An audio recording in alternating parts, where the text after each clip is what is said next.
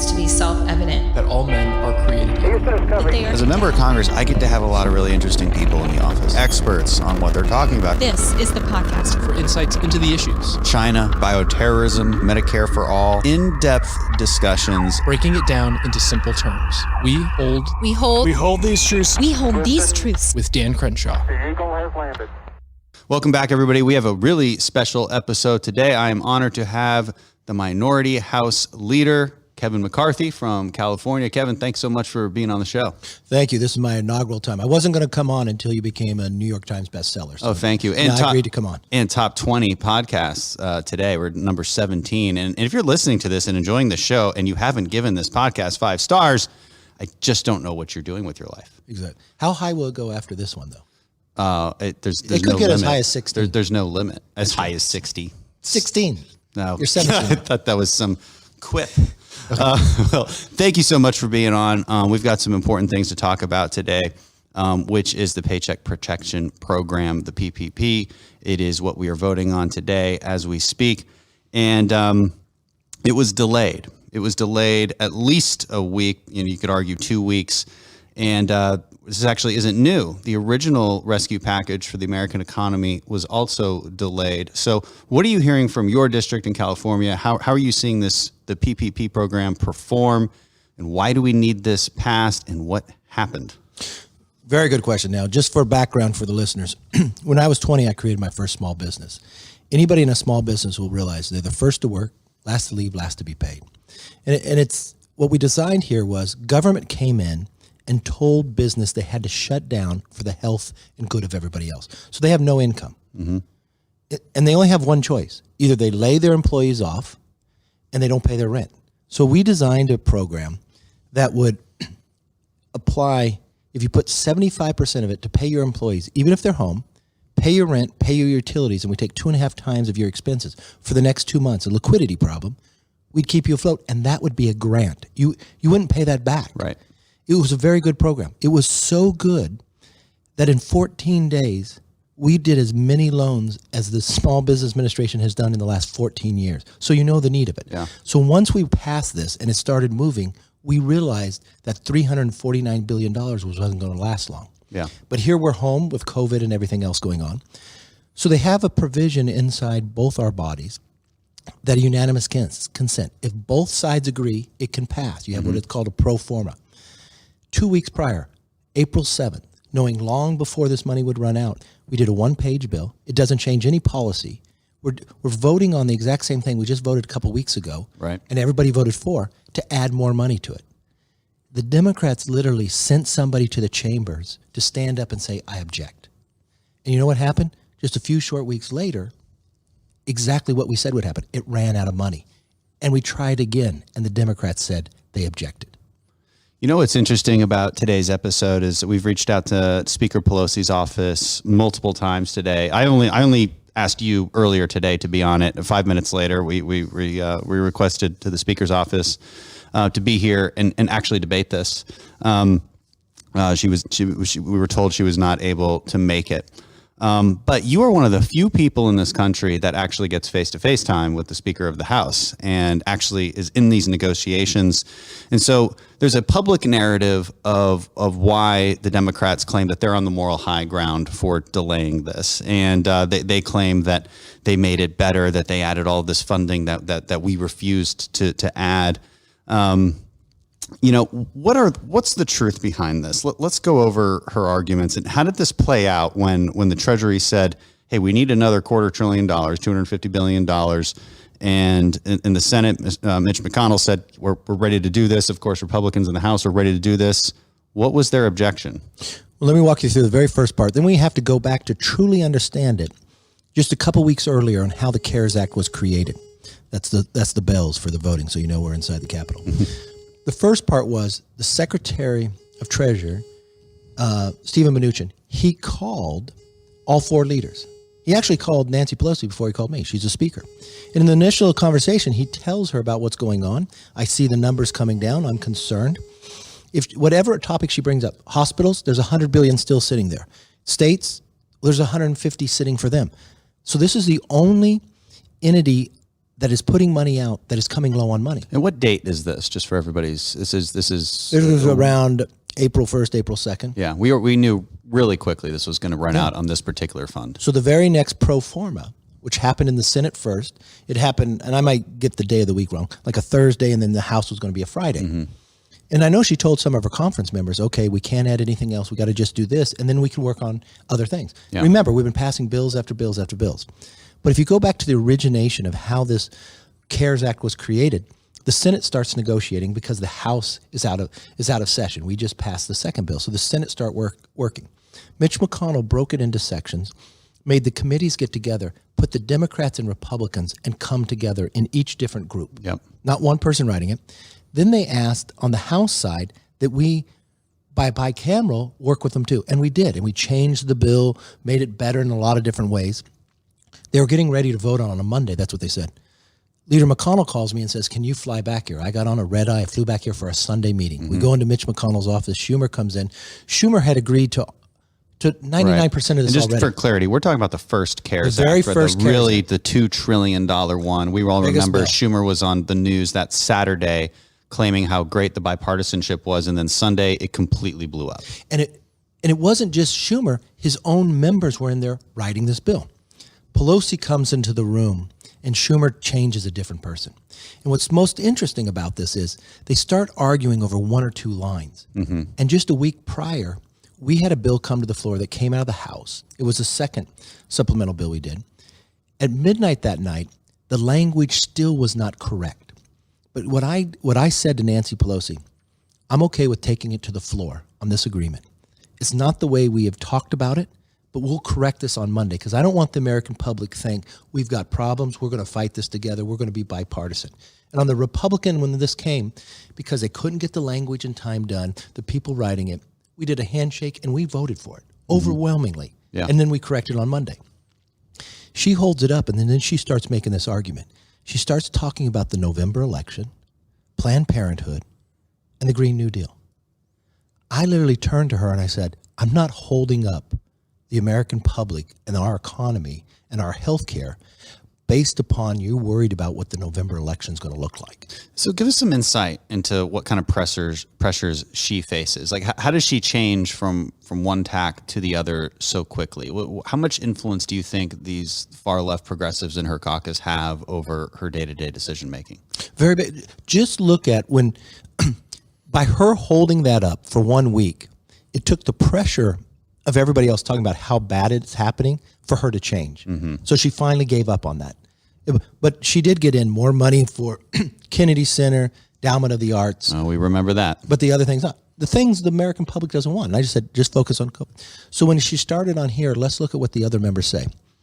Jayapal goes out and criticizes her as a member of her conference that she folded too soon, that we had leverage. Why did they have leverage? Because 700,000 small businesses already had an application in that they just found out they weren't getting the money. And then if you went to the website, it said, no, we're out of money. Right. The panic and the calls that you probably got in your office, I got in my office. I had one lady tell me her daughter works as a banker and literally was getting threats. Right. I mean, this is people's livelihood. Now we're talking about the second package, right? Yes. Yeah. And so we that all happened. Remember all that long wish list of crazy things of carbon caps on airlines, and once you want your carbon emissions to be written on your airline ticket, all sorts of crazy stuff. We got it passed, and then the small business funding ran out of money rather rapidly because it was more successful than we even thought. And it's keeping businesses afloat. It's keeping people on payroll. That's the intent. You should look at some of the statistics in the first group of $349 billion. 60% of all that was lent through small banks. There's one bank that tells the story in Nebraska. It only has 900 employees. It did the second most. 74% of all the loans went to businesses that have a payroll of $60,000 or less in a month. Mm-hmm. So it was doing what we asked it to do. Right. There's always going to be one or two little stories like Harvard or others, but and those are frustrating. But we're getting it back. Right. Stephen Mnuchin today called me. He put out a notice today. If somebody went and got this money in the intention that they weren't supposed to and what we put it out, he's giving them 2 weeks to give it back. I think that's great. And Otherwise, we're going after them. we have to show that kind of leadership because it was too hard to put guardrails on this in the way because you would just slow down the entire program. And I've talked about this openly many times. It's nothing is perfect. And I think, maybe months from now we look in hindsight, like if we ever have to do this again, we should really construct like the perfect economic rescue plan. But it's hard, to put those guardrails on it. And I tell businesses like, shame on you if you're taking this and you don't need it. If your revenue hasn't changed, and because some small businesses just have gotten better, right? Yeah, some, but they can still technically maybe take it, and they shouldn't. And I think the DOJ is looking into that. So as I said, Nancy Pelosi was invited to come on this podcast. She always has an open invitation. If she were here, I'm just going to assume what she would say based on some of her interviews. Okay, so again, I want to break this down for all listeners. CARES 1, that was delayed. We all remember that story. I've talked about it many times on this podcast. CARES 2, basically what happened is part of CARES 1, the PPP funding ran out of money rather quickly. Treasury warned us about this. All we have to do is fund more money into a program that we all already agree upon. If we did that on April 7th, when the Senate it never would have ran out of money, and we could have used that time from then to now to work on anything else we needed. There's no money left. There's no money running out in any other pockets. This is the important part. So if Nancy Pelosi was here right now, she would say that at the time, on April 7th, she said, well, the data doesn't support, first of all, that the small business program needs more money. We have to make sure that it's being spent right. And what about the hospitals? What about all this? What about this? What about the testing? Don't we need more money for that? So that's what she's been saying on the news and recently on the House floor. What do we say to that? What we say is she's not being honest, because one is she's going to make leverage small business to try to get something else, because all we had was one page. At that moment in time, hospitals had $100 billion setting an account. Today they have $70 billion of that still sitting there. Still not even close to being run out. And now we're going to add another 75. States have 150. For the states and cities, we have in the last month given them $500 billion. Now let's put this in perspective, because I love what you do, Dan. You stick to just facts. We spend approximately a little over $600 billion a year in Medicare. And we in 1 month have given the states $500 billion. Wow. So when you talk about accountability and others, we don't know how much states will need more, but there's $150 billion sitting there that is going to go out later this month. So on April 7th, the only account that was going to run out of money based upon the speed in which it was going was small business. The only thing the small business did was 75% of this money, if you took it, had to pay employees, whether you're working or not.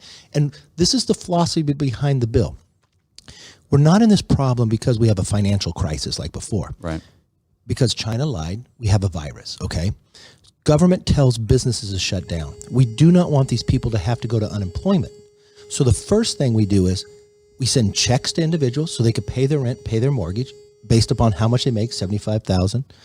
Then if you have a small business, we told you, we're going to provide you not a loan, but a grant. Right. And for it to be a grant, you have to give it to your employees, and we're paying it through there. So you're thinking 2 months, we give you 2.5, get through this, and we open back up.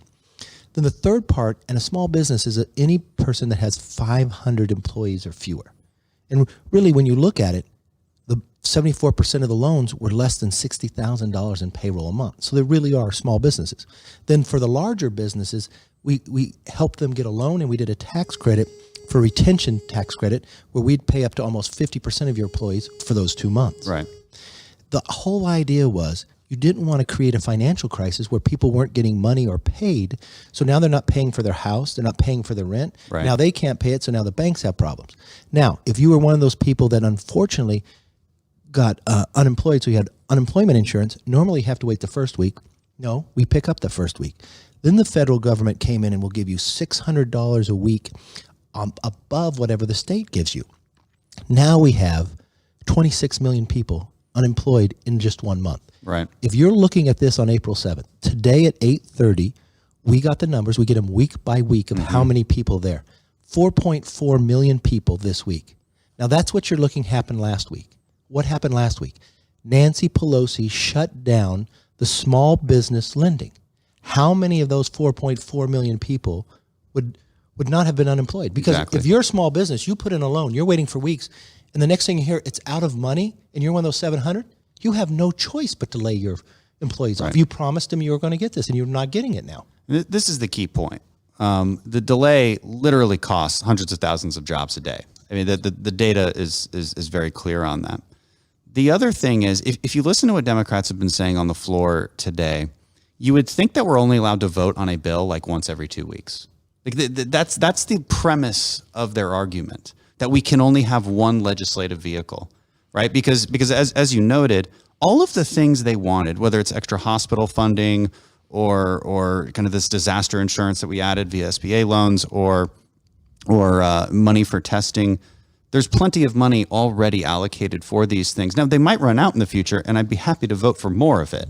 They act like we're all against these things. No, I'm just against replenishing a fund that has $100 billion in it. Let's vote on that. It turns out that we can vote every day if we want. That, as it turns out, there's no, we can keep coming back and voting for things. And wouldn't you want to have better data? Because what we're finding with hospitals, if you look at, unfortunately, the number of deaths we've had in America with COVID, if I checked my statistics the other day, 55% of all the deaths were in New York and New Jersey.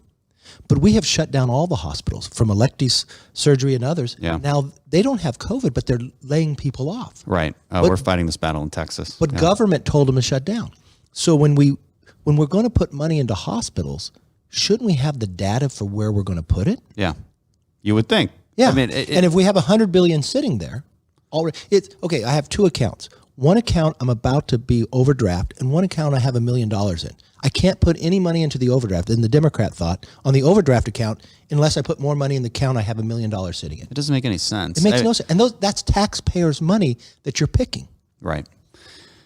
And no, I mean, it's extremely frustrating, and that's why we do these, to get this truth out. No, so but again, you've been behind the scenes with her this whole time. How clear is it? I mean, was this package made clear from the beginning, or does it change constantly? What's it like negotiating with Democrats? It's very difficult at times because, and I made this point on the floor, and I wanted to make this point when we did the very first second bill. This is no time for politics. Yeah.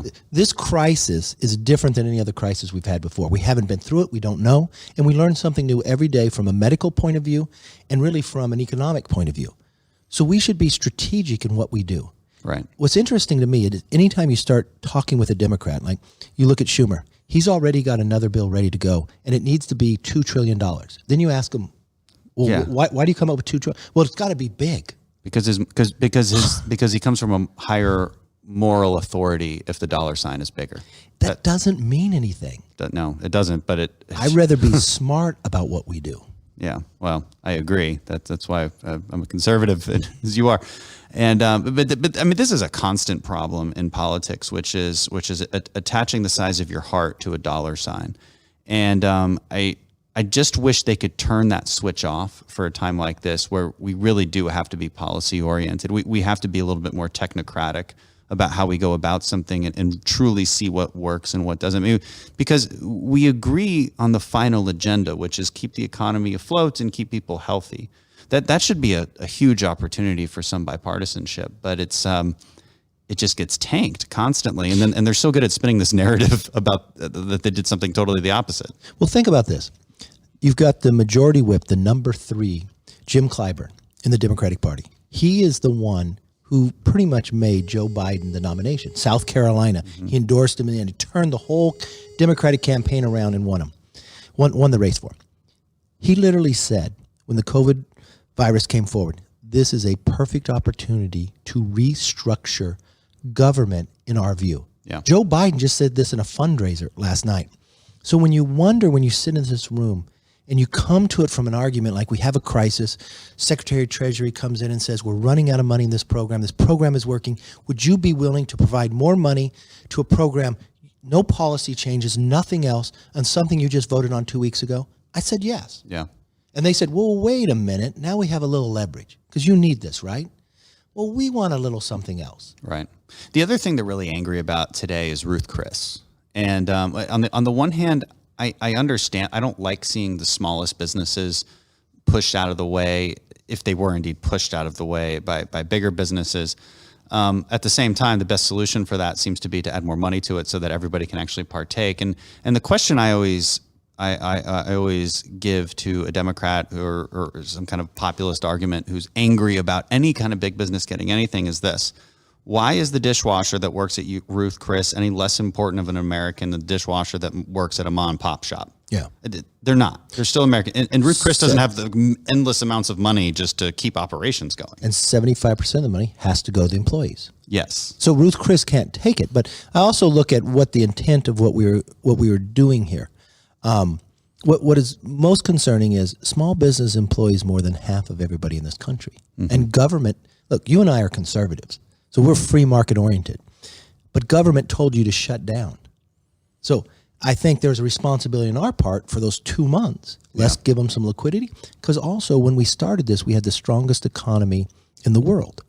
If we can get through it and start it back up, we're in a whole different place. I think so. How do you think California is going to come out of this? You know, California is in a little better place than others, and I'm not sure why. We got early indication yesterday where it may hit California earlier. We did go into this position sooner than others. Mm-hmm. I mean, I think that's an early one. There's some indication that mass transit forms better, and we're probably less within mass transit. I think if you look at Northern California, I was concerned with, they were much better, but they're more a technology hub up there. They're used to working at home, so it worked a little faster. So I think we've done some smart things, and maybe the temperatures are different too. Yeah. I'm not sure of all that, but it does look as though early on right now that maybe we were getting it sooner. And remember, we're a little closer to China than the others. Yeah, lots of travel. The most concerning to me is everybody plays Monday morning quarterback. But that decision that President Trump made on the 31st, when the World Health Organization told him it didn't transfer, that was a smart decision. Right. I've noticed that since that whole debunking took off, I haven't heard a whole lot from the media on blaming Trump for these things. Remember what was voted on the floor? A rule for a no ban. Yeah. To make it harder for President Trump to do that. But because the pressure we put on, they passed the rule to bring it to the floor, but they didn't bring it to the floor. You know what the counter argument has been leveled against me is what? Because I brought that up. Yeah, I'm telling the truth. No, it's been this. It's like, oh, that had nothing to do with the Chinese travel ban. It was all it was Trump's Muslim ban. And I'm like, first why didn't you bring it to the floor? Yeah, why that day? You never pass a rule. What a coincidence. A rule is passed minutes before you're going to vote on the bill. Right. I mean, what an amazing coincidence. Yes. You know, that totally unrelated policy brought up on that same exact day. And also it's first of all, I never actually said that it was specifically tied to the Chinese travel ban. I mean, that travel ban is just or the No Ban Act, a No Ban Act for all restrictions. After the president, Yeah, but it was after he said that. I mean, it was what an amazing coincidence it would be. But nevertheless, the reality is, and everybody needs to understand this fact, that the Democrats proposed a bill, whether it was related to China or not, doesn't matter. They proposed a bill that would have made it much harder, if not impossible, for President Trump to do that life-saving travel restriction that he did on January 31st. And we cannot forget that if Joe Biden was president, he clearly would have made a different decision. 2 months later. Yeah, well, eventually he finally agreed with it. But at the time, he was like, nope, xenophobic, it's not right. You know, when we were on the floor today, I was listening to your speech, very good speech. And Thank you, I really agree with that. Well, one of us. But I listened to Speaker Pelosi speak because I wanted to see what she was able to say there. Where's her argument now? After 4.4 million, she gets the number today. She's now voting for what we asked for. Mm-hmm. Why did she do this, right? And when she talks, it just so happens it's Shakespeare's birthday. Yeah. The only thing I can think of if you look at her, she's just like protesting. You know, the lady doth protest too much, methinks. Yeah. And anybody who protests that much, it just tells you what they did. It should bring up a spidey sense. Like why you being a little defensive on this. But you didn't talk about what else they did today. It's interesting. I only had 1 minute. You want to give me more time? I get a couple more minutes. So now she proposes, and this is what your listeners need to understand.